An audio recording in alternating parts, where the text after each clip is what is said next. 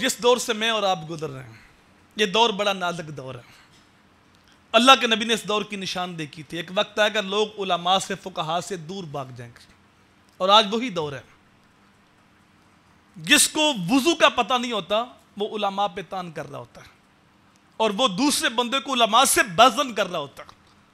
वो सोचे कि मेरी ड्यूटी क्या लगी है, क्या ड्यूटी है मेरी कि मैं नबियों के जो वारिस हैं उनसे बज़न कर रहा हूं, उनसे दूर कर रहा हूं। फरमाया एक वक्त आएगा सयाती ज़मानुन अला उम्मती युफिर्रूना मिनल उलमाए वल फुक़हा।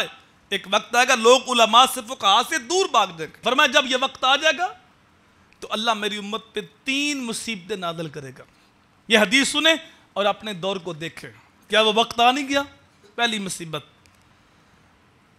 युरफ़ल बरकत मिन कसबिहिम, उनके रिज्क से बरकत उठ जाएगी। रिज्क होगा लेकिन बरकत नहीं होगी। और आज हम देखते हैं कि हर बंदा परेशान है। जो अरबपति है वो भी परेशान नजर आता है, रिज्क होने के बावजूद बरकत खत्म हो गई।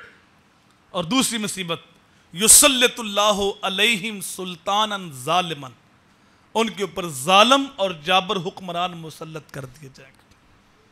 हम सोचते हैं कि ये जाएगा तो फिर बेहतरी आएगी, वो आएगा तो फिर बेहतरी आएगी, ये जाएगा तब्दीली आएगी, वो आएगा तब्दीली आएगी। ना किसी के जाने से तब्दीली आनी है, ना किसी की आने से तब्दीली आनी है। तब्दीली के सोते बाहर से नहीं अंदर से फूटते हैं। जब हम खुद तब्दील होंगे फिर तब्दीली आनी। जब अपना मुहासबा करेंगे, अपने आप को शरीयत के ताबे करेंगे, रसूल करीम सल्लल्लाहु अलैहि वसल्लम जो दीन लेकर आए उस दीन के ताबे जब अपने आप को करेंगे तो फिर तब्दीली आएगी। अल्लाह अकबर। तो फरमाया कि उनके ऊपर जालिम और जाबर हुक्मरान मुसल्लत कर दिए जाएंगे।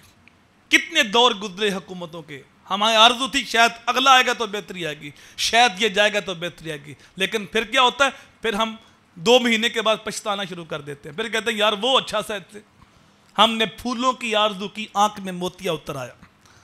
तो अगला जो आता है उससे जालिम आता है। तीसरी मुसीबत बड़ी सख्त, यखरुजूना मिन दुनिया बगैर ईमान, जब दुनिया से जाएंगे तो बगैर ईमान के जाएंगे। साहब सबसे कीमती असासा, सबसे कीमती दौलत जो दुनिया के अंदर हजरत इंसान को दी गई है वो दौलत ईमान है। और क़यामत के दिन जो सबसे बड़ी दौलत हजरत इंसान को दी जाएगी वो अल्लाह का दीदार होगा।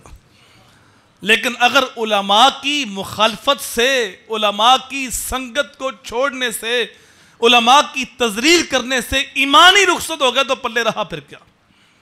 तो उलमा के साथ अपना रबत मजबूत करो, अपना रिश्ता मजबूत करो, वो जो कमज़ोर से कमज़ोर तर होता जा रहा है।